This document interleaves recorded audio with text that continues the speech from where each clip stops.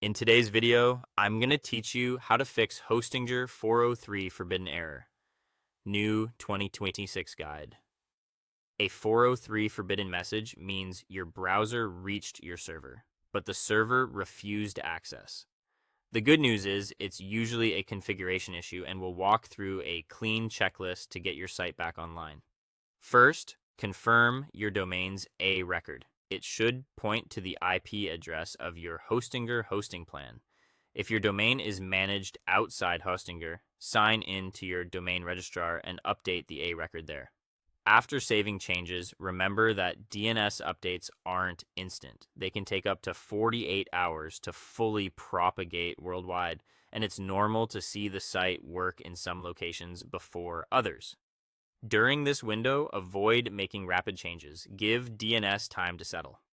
Next, check file permissions. In hPanel, open your website, go to Manage, and use the Fix File Ownership tool. This automatically sets folders to 755 and files to 644, which are the recommended defaults on Linux hosting. In plain terms, these settings allow your site to be read and executed by the server without being overly permissive. Incorrect permissions are a common trigger for 403 errors, so this step often resolves issues quickly. While you're there, make sure your website files are located in the public HTML folder. That's the root directory served to the web. If you just migrated or installed a CMS, files can sometimes end up in the wrong place. If public HTML is empty, upload your site files via the file manager or FTP. Also verify you have a valid index file, such as index.php or index.html, inside public HTML. Without it, the server may block directory access. Now, review your .htaccess file in public HTML. This file controls redirects and access rules. Rename it temporarily, for example, to .htaccess backup, and test your site. If the site loads, the rules inside were too restrictive.